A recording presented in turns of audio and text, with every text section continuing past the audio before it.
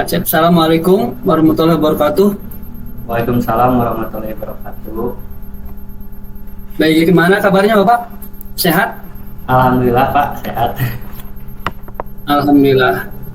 Baiklah Pak Acep, insya Allah hari ini kita akan melaksanakan praktek coaching ya, dengan menerapkan prinsip ya kemitraan, kemudian menggali dan memaksimalkan potensi dengan menjalankan ya pedoman unsur-unsur tirta, itu pertama tujuan, yang kedua identifikasi, yang ketiga rencana aksi, yang keempat tanggung jawab dan komitmen. Baik Pak Acep, yang pertama kompetensi apa yang ingin dicapai atau dikembangkan dari praktek coaching ini? Oke, baik Pak. Yang pertama saya ingin lebih memahami secara mendalam terkait dengan coaching yang saya lakukan agar dapat memotivasi rekan ataupun peserta didik. Itu Pak mungkin yang akan saya kembangkan, yang ingin saya kembangkan. Baik Bapak, selanjutnya indikator ketercapaiannya bagaimana? Nah, indikator ketercapaiannya saya dapat saya dapat memberikan pertanyaan-pertanyaan berbobot yang dapat memantik coach dalam menyelesaikan permasalahannya, begitu Pak. Baik Bapak, terima kasih atas jawabannya. Kita langsung saja Bapak praktek coaching dengan coachingnya, silahkan Bapak. Oke, baik Pak. Baik, Assalamualaikum warahmatullahi wabarakatuh, Bu Mei. Ya, Waalaikumsalam warahmatullahi wabarakatuh, Pak Acep. Oke, gimana Bu Mei kabarnya hari ini? Alhamdulillah baik, Pak. Bapak bagaimana kabarnya hari ini? Alhamdulillah baik. Bu Mei, hari ini apakah ada yang ingin Bu Mei ceritakan, ungkapkan terkait dengan hal apapun saja? Saya bersedia menjadi pendengar bagi Bu Mei. Ya, Alhamdulillah Pak. Saya ada beberapa yang ingin saya ceritakan kepada Bapak gitu ya, terkait permasalahan saya di kelas dengan peserta didik. Dalam artian peserta didik saya ini ada salah satu peserta didik yang budi pekertinya itu kurang baik kalau menurut saya, karena ke temannya itu kadang suka menjahili atau misalkan ke guru juga jadi kurang sopan, mungkin seperti itu Pak. Oke, peserta didik ya yang akhlaknya atau budi pekertinya kurang baik. Oke Bu Mei, coba di akhir nanti apa sih yang ingin Ibu dapatkan dari obrolan kita hari ini? Ya, di akhir pembicaraan saya menginginkan ada solusi gitu terkait permasalahan saya ini, Pak. Oke. Kalau boleh tahu, Bu Mei, permasalahan yang Bu Mei tadi sampaikan itu lebih spesifiknya, atau coba bisa Ibu ceritakan seperti apa sih Bu Mei? Jadi begini Pak, waktu itu kan saya mengajar gitu seperti biasa. Kemudian ketika proses pembelajaran, ada peserta didik itu yang yang bertanya tetapi dengan kalimat yang kurang sopan kalau menurut saya. Nah, dari situ saya mencoba untuk memberitahu bahwa hal itu tidak baik dan tidak boleh diulang. Tetapi pada hari-hari selanjutnya peserta didik itu masih seperti itu. Jadi saya itu bingung apakah ini itu kesalahannya itu apakah penanaman nilai-nilainya itu kurang di sekolah, atau misalkan anak ini kurang perhatian dari keluarganya, khususnya kedua orang tuanya, begitu Pak. Oh, jadi lebih ke ini ya Bu. Tapi itu mayoritas atau hanya beberapa orang saja Bu? Awalnya itu hanya beberapa, cuman satu peserta didik ini yang saya pikir ini dominan dan kalau misalkan dibiarkan ini bisa mempengaruhi teman-temannya gitu, karena selain cara bicaranya yang kasar, kadang ada temannya yang mengikuti gitu. Jadi karena hal-hal tersebut yang kecil kan kalau misalkan dibiarkan akan menjadi hal yang besar gitu. Itu yang saya khawatirkan pada saat ini. Oke, oke, oke. Berarti permasalahan tadi cukup krusial ya, Bu ya. Sehingga memang harus ada solusi ya, Bu, tentunya nantinya biar tidak menjadi virus mungkin ya di dalam lingkungan sekolah Ibu sendiri. Oke, Bu. Kalau bisa dikategorikan, Ibu dikategorikan kira-kira bisa dikatakan apa ya? Anak tadi ya, mungkin murid yang bisa dikatakan kurang baik akhlaknya itu faktor yang paling utama itu dari faktor apa, Bu, kira-kira, Bu? Mungkin kalau menurut saya itu yang paling dominan itu dan yang sangat mempengaruhi itu mungkin dari faktor lingkungan ya Pak, dari lingkungan keluarga, mungkin karena mungkin dia tidak punya role model, atau mungkin juga kedua orang tuanya juga sibuk, jadi anak itu kurang terperhatikan sehingga anak itu mungkin mencari hal-hal yang dia inginkan yang tidak dia dapatkan di keluarga, kemudian dia mencari di luar lingkungan keluarga, baik dari teman-temannya atau lingkungan masyarakatnya, atau mungkin juga dari pergaulannya juga yang kurang baik atau terbawa hal-hal yang tidak baik sehingga dibawa ke sekolah juga gitu. Oke, oke, oke. Nah, ini juga memang betul ya PR kita ya, Bu ya, selaku pengajar gitu ya, untuk memberikan motivasi. Baik Ibu, dari tadi yang Ibu sampaikan terkait dengan perkembangan peserta didik ya, maksudnya mungkin ya ke sikap, bagaimana kira-kira Ibu bisa mengantisipasi kira-kira melalui hal apa kira-kira mengantisipasi hal tersebut? Mungkin saya akan menerapkan pembelajaran berdiferensiasi dengan penerapan KSE gitu, artinya dengan kompetensi sosial emosional, di mana di dalam RPP-nya itu nanti saya terapkan beberapa KSE. Contoh, kalau misalkan sebelum masuk ke dalam kelas, anak berbaris dulu dengan rapi, kemudian dilihat apakah seragamnya keluar, kalau misalkan keluar dimasukkan dulu ke dalam. Atau misalkan dengan pembiasaan jika ada orang yang lebih tua, kita harus salam gitu, tidak boleh berlari atau pura-pura tidak mengenal.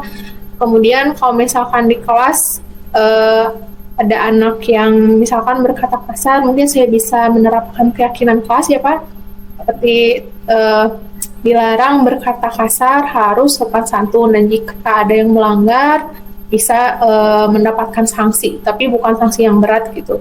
Dalam artian anaknya itu bisa lebih memahami kalau yang dia lakukan itu tidak baik gitu, seperti itu.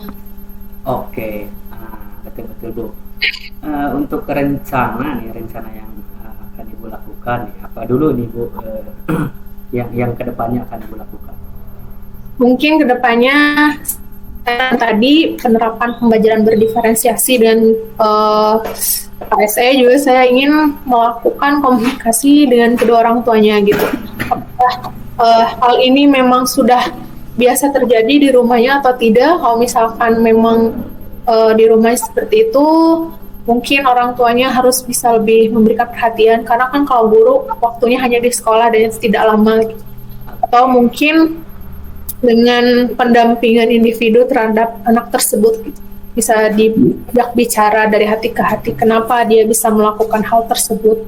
Nah, betul-betul itu bisa dilakukan Bu. Kira-kira mulai dari mana dulu nih Ibu, mulai dari hal apa dulu nih kira-kira? Mungkin dari diri saya dulu mungkin ya Pak, karena anak itu kan melihat modelnya dulu nih, gurunya kan sebagai role model. Kalau misalkan gurunya memberikan contoh yang baik, insya Allah anak-anaknya juga akan mencontohkan hal yang baik, walaupun misalkan di lingkungan nyatanya itu susah atau sulit, tapi insya Allah kalau misalkan dilakukan secara terus-menerus, insya Allah menjadi pembiasaan yang baik dan bisa menciptakan budaya yang positif. Oke, betul betul betul. Nah, selain ibu, kira-kira ibu bisa mungkin kolaborasi dengan rekan sejawat atau dengan siapa bu? Kira-kira ibu bisa saling bantu membantu. Nah, kalau misalkan kolaborasi paling dengan rekan sejawat itu ya, yang pertama itu pasti dengan kepala sekolah, tetapi kan yang di lingkungannya itu, yang realnya itu pasti dengan rekan sejawat. Karena kan kita kalau misalkan ada masalah apa-apa bisa dikomunikasikan dengan rekan guru. Kalau misalkan ada solusi, kita bisa mendapatkannya bersama-sama gitu. Cara penyelesaiannya juga seperti apa. Kemudian selain rekan sejawat juga dengan orang tua murid gitu, orang tua peserta didik, gimana kita juga bisa memberikan pemahaman yang baik bagaimana mengatasi pertanggungan anak jika sudah di rumah, karena itu kan tanggung jawabnya sudah beralih kepada orang tua seperti itu. Oke, ibu dari rencana-rencana yang tadi ibu sampaikan ya, kira-kira kapan ibu bisa mulai melakukan rencana-rencana tadi? Mungkin saya ingin melakukannya besok kali Pak ya, karena lebih cepat itu lebih baik gitu. Yes. Betul Bu, lebih cepat itu tentunya lebih baik ya Bu. Kemudian selanjutnya sejauh ini nih dari barusan Ibu ngobrol dengan saya, apa mungkin yang bisa berkurang? Apakah ada beban pikiran yang berkurang mungkin Bu dari yang barusan kita obrolkan?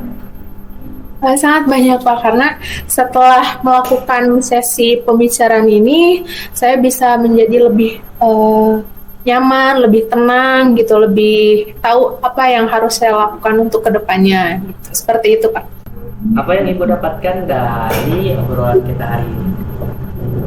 Yang saya dapatkan dari pembicaraan ini tentunya solusi yang akan saya praktekkan nanti kedepannya itu seperti apa.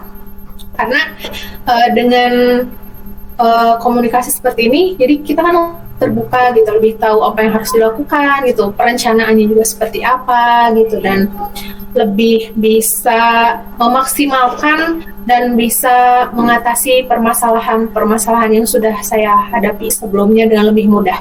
Oke, sangat tepat sekali Bu Mei. Tindakan-tindakan atau rencana-rencana yang akan dilakukan tadi. Mungkin itu saja pesan dari saya. Mungkin untuk Bu Mei tetap semangat. Insya Allah selama kita mau berusaha untuk lebih baik, Allah akan menuntun kita tentunya ya.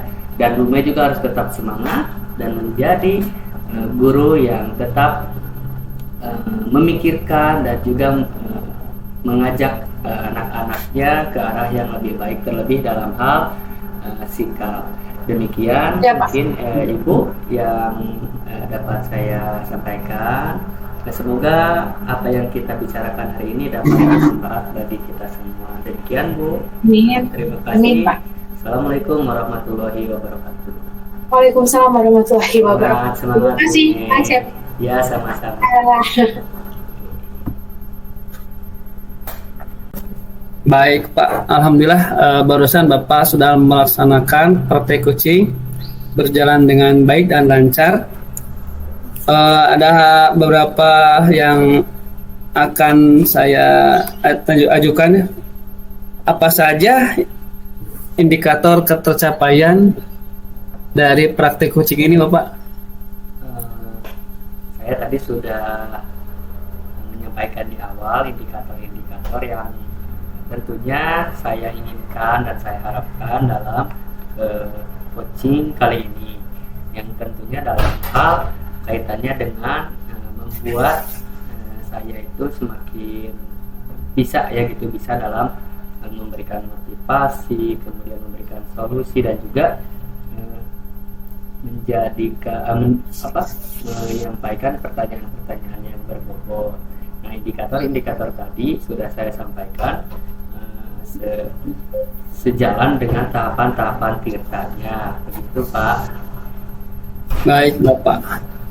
Selanjutnya Bapak, kompetensi apa yang ingin Bapak kembangkan berdasarkan hasil coaching yang telah dilaksanakan oleh Bapak?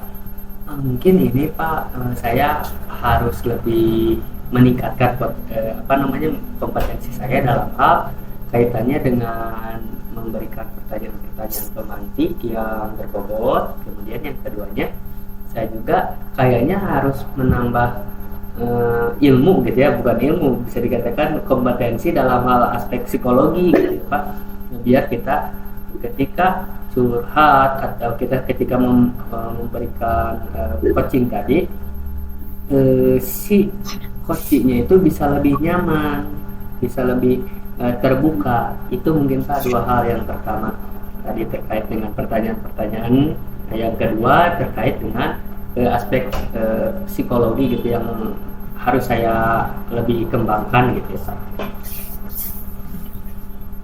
Baik Bapak, setelah saya melaksanakan observer, saya mencatat dari praktek coaching ini sudah sesuai ya tujuan, terjalin kemitraan yang bagus antara coach dan coachee. Kemudian Bapak bisa menggali dan memaksimalkan potensi coachee.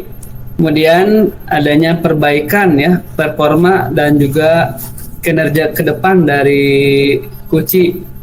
Adanya komitmen ya, adanya rencana yang bagus ya dari coachee, dan juga tadi di akhir coachee sangat terinspirasi, sangat termotivasi untuk meningkatkan ya dan mengatasi permasalahan di kelas yang dihadapinya. Itu Bapak, catatan dari saya sudah sesuai dengan pedoman alur Tirta ya. Itu Bapak, terima kasih atas waktunya. Bapak telah melaksanakan praktek coaching dengan baik. Pak Hendi, terima kasih kembali Pak Hendi atas masukan-masukan ini tentunya dapat membuat saya lebih percaya diri gitu dalam melakukan coaching ke depannya. Terima kasih Pak Hendi. Sama-sama Bapak. Terima kasih Bapak. Assalamualaikum warahmatullahi wabarakatuh. Waalaikumsalam warahmatullahi wabarakatuh. Alhamdulillah, demonstrasi kontekstual terkait praktek coaching sudah dilaksanakan. Semoga praktek ini bisa memenuhi tugas CGP Angkatan 8 ini dengan baik. Semoga dapatkan nilai yang maksimal. Kita tutup bersama-sama dengan mengucapkan hamdalah. Alhamdulillah, amin. Alhamdulillahirrahmanirrahim. Ya, Bapak Acep, Assalamualaikum warahmatullahi wabarakatuh. Waalaikumsalam warahmatullahi wabarakatuh. Pak, bagaimana kabarnya, sehat? Alhamdulillah Pak Hendi, sehat. Alhamdulillah. Pak Acep, saya lihat Pak Acep lagi banyak pikiran. Apa ada yang bisa dibicarakan? Barangkali saya bisa membantu Bapak. Betul Pak. Belakangan ini saya agak banyak sekali pekerjaan yang bingung gitu, mau mana yang didahulukan gitu. Saya kan sebagai junior ya di sekolah, agak bingung juga ketika dikasih tugas yang cukup banyak gitu ya Pak. Baik Bapak. Bapak, kira-kira apa yang ingin Bapak dapatkan di akhir pembicaraan ini, di akhir diskusi ini? Saya ingin ini Pak, supaya saya itu menerima gitu bahwa memang pekerjaan saya seperti itu, dan juga saya juga bisa lebih semangat gitu ya, dan mendapat pencerahan gitu dari Bapak. Baik Bapak, kalau boleh tahu apa saja tugas Bapak di sekolah selain sebagai guru, barangkali ada tugas tambahan? Betul. Nah ini Pak yang menjadi saya agak gimana ya, mungkin kadangkala punya pikiran tuh kok gini amat ya gitu, kerja tuh kadang pulang malam gitu, padahal masih bisa dikatakan ya masih baru masuk ya gitu, saya sebagai guru baru beberapa tahun, apalagi di SMP 4 ini. Pertama Saya tentu saja tugas pokok saya mengajar ya Pak ya, dapat jam 24 jam. Kemudian juga saya mendapat tugas tambahan sebagai sekretaris perpustakaan, kemudian pembina pramuka juga, kemudian ada sekarang program duta literasi sebagai ketua juga, dan sebagai bisa dikatakan orang yang memang bukan disuruh-suruh mungkin ya Pak, karena senior itu kemungkinan bisa dikatakan percaya begitu ya, sehingga banyak tugas-tugas senior yang baik itu lapangan ataupun administratif yang dibebankan kepada saya atau nyuruh gitu ya ke saya. Ini banyak sekali tugas-tugas seperti itu yang membuat saya agak gimana gitu ya, agak pusing juga gitu. Wah, luar biasa sekali tugas Bapak ya. Mungkin juga dialami oleh guru yang lain Bapak. Dari semua tugas yang tadi Bapak sebutkan, tugas apa menurut Bapak yang paling menarik dan paling disenangi oleh Bapak? Saya merasa senang tugas pertama ngajar, yang kedua di pramuka Pak. Karena di pramuka itu saya bisa bebas memberikan materi sesuai dengan sistem Among ya, kebetulan karena saya lebih menarik aja gitu ya dengan anak-anak yang dari berbagai jenjang, kemudian dari anak-anak juga kalau di pramuka itu mereka lebih terbuka dan juga banyak sekali hal-hal yang dapat menghibur saya dalam yel-yel lah gitu ya, dalam segala macam gitu. Jadi pramuka lah gitu yang membuat saya paling menantang dan juga menarik bagi saya gitu Pak. Baik Bapak, bagaimana Bapak kira-kira Bapak bisa melaksanakan semua tugas tersebut yang begitu berat ya?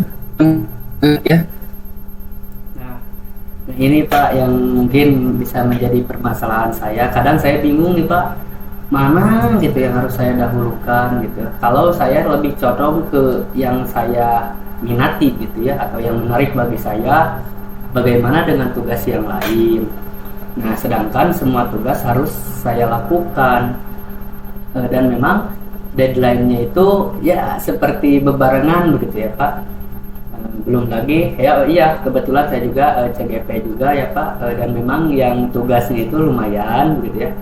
Nah, kadangkala saya itu bingung memanage waktu gimana supaya si tugas-tugas tadi bisa terpenuhi begitu ya, bisa tanggung jawab saya sebagai yang diberi amanah bisa selesai begitu ya atas tugas-tugas yang telah diberikan begitu ya.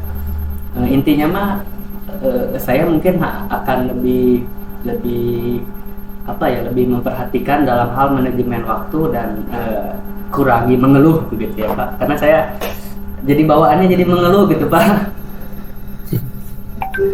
Baik Bapak, luar biasa sekali ya. Apa yang telah Bapak laksanakan, amanah-amanahnya begitu banyak. Apa Bapak ke depan rencana yang akan dilakukan oleh Bapak? Untuk rencana yang pertama, saya akan membuat jadwal ya Pak, jadwal yang memang si jadwal itu bukan atas dasar prioritas, tapi memang untuk memenuhi seluruh tugas tadi, tuntutan tadi ya, amanah tadi. Itu yang pertama. Yang kedua, saya akan berusaha memanage waktu dan mempersiapkan diri sehingga saya bisa menerima dengan kenyataan bahwa toh memang ini adalah tugas dan bukan beban, tugas dan amanah yang memang harus saya lakukan begitu ya Pak. Dua hal itu sih Pak. Yang pertama membuat jadwal, kemudian yang kedua mencoba menerima bahwasanya si jadwal yang tadi itu adalah amanah yang harus saya lakukan. Baik Bapak, apa ada rekan kerja yang membantu Bapak dalam menjalankan tugas tersebut? Nah, ada ya Pak. Kalau dalam wali kelas, apa namanya, pembelajaran, saya tentu mendapat rekan dari sesama wali kelas. Kemudian yang kedua dari pramuka saya juga ada rekan pembelajaran ya Pak. Kemudian dari duta literasi juga ada bisa dikatakan anggota begitu ya. Yang mana keseluruhan tugas tadi saya bisa minta bantuan dari teman-teman saya, terutama yang seusia dengan saya gitu ya Pak. Artinya yang masih bisa dikatakan yang sama-sama masih berjuang gitu ya. Kalau meminta bantuan kepada yang lebih bisa dikatakan senior, saya juga agak susah dan malu gitu ya Pak. Tapi kalau untuk ke rekan-rekan yang seangkatan, itu paling yang dapat saya mintai bantuan rekan-rekan saya seangkatan gitu Pak. Baik Bapak, bagus sekali ya rencana yang akan Bapak laksanakan. Dari rencana yang tadi Bapak sebutkan, kira-kira mana yang dapat dilaksanakan oleh Bapak dalam waktu dekat ini? Saya mulai besok nih ya Pak, akan merencanakan manajemen waktu penjadwalan, yang mana semua tugas itu harus tertata dengan baik, jadwalnya, kemudian deadline-nya juga ditulis juga sesuai dengan tugasnya itu gitu ya. Nah, insya Allah saya akan jalankan besok, mulai besok juga akan saya jalankan. Ya, luar biasa sekali Bapak ya, lebih cepat, lebih baik, dan insya Allah hasilnya akan terasa cepat ya. Nah, dari yang Bapak sebutkan tadi ya, sudah luar biasa sekali. Sejauh ini, apakah beban pikiran Bapak sudah mulai berkurang, Bapak? Betul Pak, saya dengan menceritakan ke Bapak ya Pak, saya merasa, oh iya betul, memang ini adalah tugas saya. Jadi saya juga merasa tercerahkan gitu ya Pak, karena selama ini memang saya agak memendam gitu ya hal-hal semacam ini gitu, dan tidak terbuka kepada yang lain gitu ya. Baik Bapak, apa yang Bapak dapatkan dari pembicaraan ini? Pertama, saya mendapatkan pencerahan tentunya ya Pak Hendy, dari apa yang tadi Bapak sampaikan. Kemudian apa yang telah saya sampaikan juga, saya mendapatkan pencerahan dan motivasi tentunya Pak. Karena memang masih ada tentunya orang-orang yang bisa dikatakan menjadi motivator, menjadi penyemangat seperti tadi yang Pak Hendy sampaikan, bahwa saya itu orang yang luar biasa gitu, bisa mengemban amanah, dan memang hal yang semacam ini itu agak sulit ya, terutama di sekolah-sekolah tertentu gitu ya Pak. Dan saya merasa bahwa dengan menyampaikan curahan hati dan perasaan saya kepada Bapak, saya merasa lebih percaya diri, dan saya merasa bahwa saya itu adalah orang yang berguna gitu Pak. Luar biasa sekali Bapak. Mudah-mudahan pembicaraan ini dapat lebih meningkatkan kinerja Bapak dan juga saya selaku guru, yang mudah-mudahan bisa dirindukan oleh murid. Ya. Kira-kira ada lagi yang akan disampaikan oleh Bapak? Dari saya mungkin Pak, terima kasih atas bisa dikatakan motivasi ya Pak yang telah Bapak sampaikan, dan terima kasih juga telah menjadi orang yang bisa menerima curahan hati saya. Bapak sudah menyampaikan masukan tadi ke saya yang bisa membuat saya percaya diri. Itu sih Pak dari saya. Ya Pak Acep, ya terima kasih sekali telah menceritakan pengalamannya, juga sangat baik bagi Bapak dan juga saya. Terima kasih Pak Acep sudah berbagi ya. Baik, Pak. Terima kasih. Sehat selalu Bapak. Siap Pak. Nah, dan lebih semangat lagi dalam mengajar, dalam mengemban amanahnya Bapak. Semangat ya. Siap Pak. Semangat Ya, kembali. ya. Pak. Assalamualaikum warahmatullahi wabarakatuh. Waalaikumsalam warahmatullahi wabarakatuh.